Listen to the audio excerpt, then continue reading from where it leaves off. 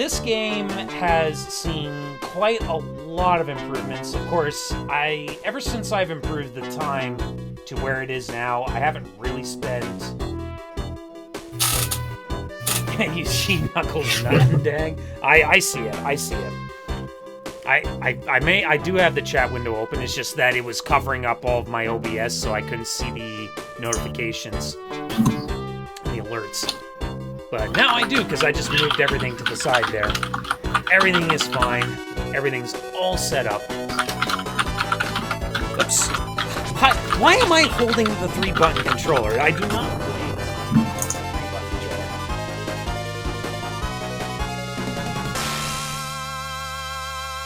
Alright, so this is going to be on heavy. This is the hardest difficulty. Like, you have easy, normal, hard, and heavy is the definitive hardest difficulty. There's not too many differences other than more aggressive enemies, and more targets to destroy, as well as I think you take more damage and you need more points to get a life. So that's a problem. And some of the stages change color. Yeah, and the stages change color. That's right. yeah. A little bit, that's a subtle difference. But yeah, as you can see, the reason we use the 6-button controller here is because, as you can see, 3 of the buttons are used to control Ranger X, which is the main mech, and then the other 3 buttons, the X, Y, and Z, help move the X up, which is the vehicle we ride on, usually. I'm going to actually be trying to utilize some pretty optimal strats here, and hopefully not get burned with a game over for it. So, yeah. I probably just jinxed myself saying that. But with that said, let's get started here in 3, 2, 1, go. Good luck. Thank you. So first things first, we're going to swap to the grenade here. We're going to actually get out of the X up here. And actually, while we're actually controlling Ranger X and flying, we're actually utilizing X up independent of us, so that he can somewhat stay ahead of us as much as possible. And that allows us to actually kill these targets relatively quickly and consistently, interestingly enough. Oh! Wow, I actually still made it through there. Oh, please die. Please? Wow, that guy took way more hits than he should have. So unfortunately, I already took a death in stage 1, which is a little bit scary. Come on. Thankfully, these targets... thankfully, I have more than enough health. I should be able to finish off these targets. And there we go. Yeah, you can see how laggy this game is. There is so much craziness that goes off on the screen. Thank you, AVP 5000, for the follow. Yeah, you can see how bad that stage went right off the get-go. But it's fine. It's whatever. These splits are quite optimal, despite the time, what the time saves actually say. Now, I'm actually getting into a nice little spot here, and I'm gonna hopefully try to hold the spot just a little bit, and hopefully not get knocked into this boss. If I do get too close to this boss, he'll knock me really far back. That was a good fight.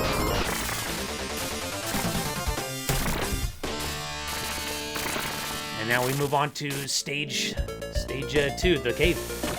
One interesting thing to note, actually, is the power bar in the bottom right corner there, it refills based on solar power. And that's kind of a sticking point in this level, because there's really no solar power anywhere in this level, aside from, like, one little area, or, like, some areas in the ceiling that you can break open. So we'll take advantage of that in one section, but otherwise, all the other places you can break open the ceiling kind of are out of the way. So, not really beneficial to us. Okay, so this is kind of a bad situation now. I might end up... Oh, come on. Oh boy, this could be very, very bad now. Hopefully not. We know we have enough power, but we just have to make sure we don't die. Alright, we should be fine. Good, so, yeah, that one... is one of the highest reset points of the game. Yeah, this is a This is a very... Oh! Okay, well that thing died a lot slower than it should have. Nice. You almost lost the grenade for nothing there. Yeah. Alright, so this level here is actually not too bad. Just gotta get rid of the targets and then move on to the next one. Kind of utilizing some damage boosts here for some added speed. And I want to actually utilize the grenade here in order to get rid of these targets as soon as possible. Now we're going to swap to the special weapon we got in the previous stage, so we can kill off this target here. Oh, I'm taking a lot of damage. This could be bad.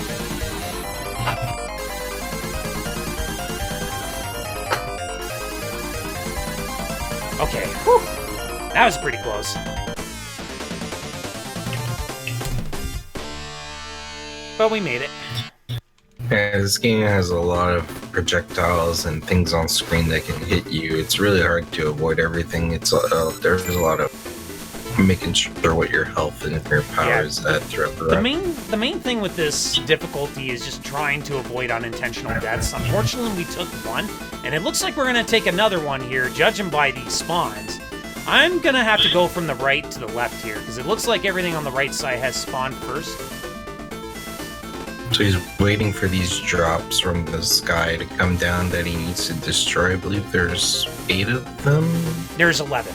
You'll notice. Sorry. So that's kind of like the thing that these first levels,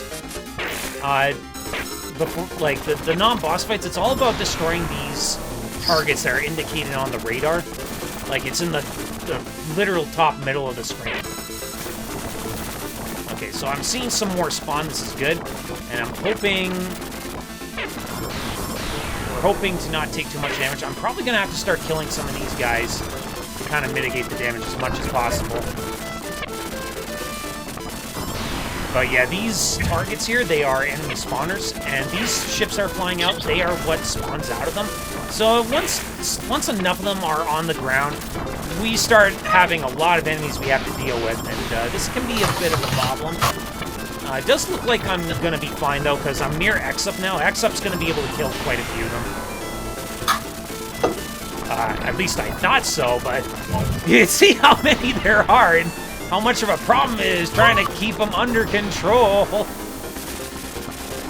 But it looks like my health's doing okay, so that's the good thing.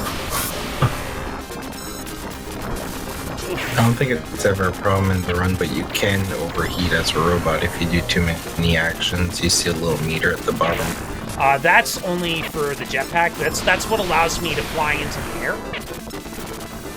Which is nice. Yeah. Okay, so good. I actually got my homing weapon. That's the sub-weapon in this level. It's very important for the next level. Coming up now, though, is probably the hardest boss in the game in the speedrun. We didn't die on this level, by the way. That's great. Whoops. Actually missed my split there. So I need an elaborate setup where I get 5 grenade shots and 4 pea shooter shots before he closes his eye. Otherwise, you can't put him down. So, yeah, he's got the 1 cycle. Perfect. But now comes the annoying part of the fight. Where these bubbles here like to push you around very easily. And to remedy this, we'll try to duck, because it will only push us down. And that was actually alright. Now we're going to swap to the homing here, which is going to be used pretty much on just this stage here. This is a very short one, contrary to the other level.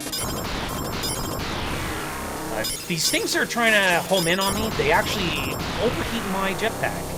So I kind of need to be a little bit careful on this climb, so I don't attempt to jump while it's overheating my jetpack.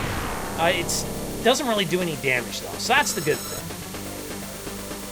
Now, the sub-weapon I'm going to try to retrieve at the end of the level. I could mess it up, but it's not that ungenerous to get. First, we're going to destroy the targets, and then while the victory music plays... Oh, come on.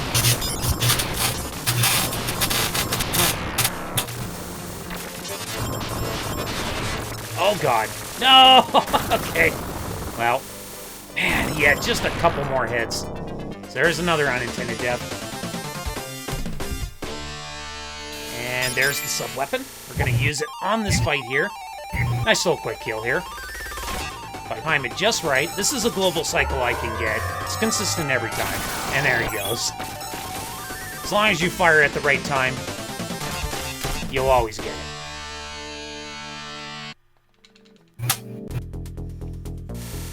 Right. So, on to the hardest stage in the run.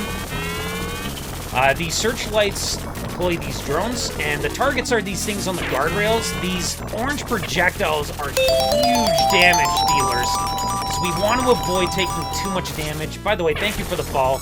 Unfortunately, I'm not going to catch that name, because this level does not play kindly when I avert my eyes away from the screen. Thanks, the Mikey D Show follow.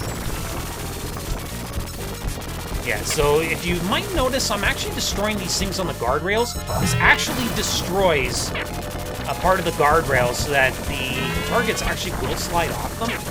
And that means that I can end up ignoring them if I so choose. And that's nice for that one especially. And that, because you don't have much room to maneuver and actually dodge. Alright, cool. So it looks like we're going to get through this without too much problems. Okay. I don't want to too soon. Okay, good. We had 1 life remaining. So the fortunate thing about lives is that this game spawns you exactly where you died, so you can abuse it as a refill strat as well. The trade-off, though, is that once you run out of lives, it's game over. And that's why this game can be a bit scary to run and a bit imposing. Because when you game over, it's back to the beginning of the game you go. No recourse. There is a code I can use if that happens. Probably won't happen, though. Since we're past the worst stage now, 5-1. And we have just 1 more level to do. So that's good. That being said, though, we do need the special weapon here, and this does require me kicking a certain mech 15 times, and hopefully not kill it with anything else, and if that happens, I will not get the shield, which is a very vital sub-weapon for this level. Oh, come on. There we go. So we got the shield, that's good. That's pretty much that's the truly scary part out of the way. If you ever kicked an army of robots, then you should pick up this game. Yeah, interestingly enough, you can actually prevent kicking those mechs if you face your back away from them. Interestingly enough. Okay, whoops. Yeah, so the target are these things that kind of cling on the... I like to call them the spider bots, but they only have 4 legs, so that's not entirely accurate. Interestingly enough, the solar power, or the light source, is everything in the background, but there are places that do darken. Come on. Come on. Thank you. I'm actually going to intentionally take a death here. Wake up! Yo, the raid. 12 viewers. Thank you very much, Evolution. The Loot Spirit. Oh, Spirit, okay. So I'm actually going to take an intentional death there. That's fine, though. I do have only 1 life remaining, but the good thing is there's nothing in this level remaining that's going to kill me, since I have full life and basically a near full power, a full power bar. So I can even take advantage of some damage boosts here if I really wanted to.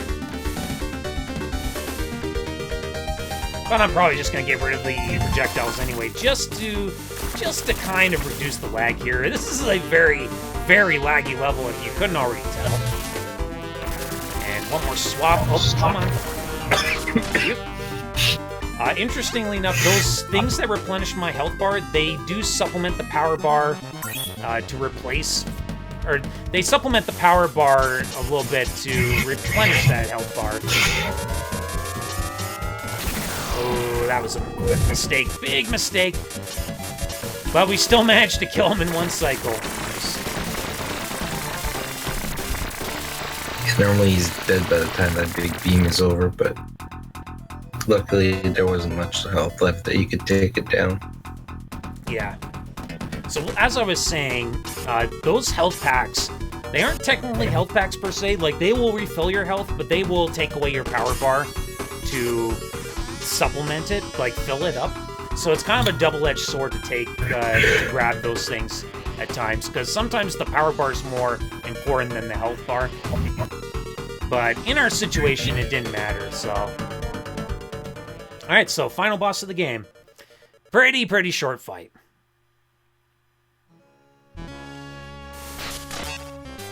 Okay,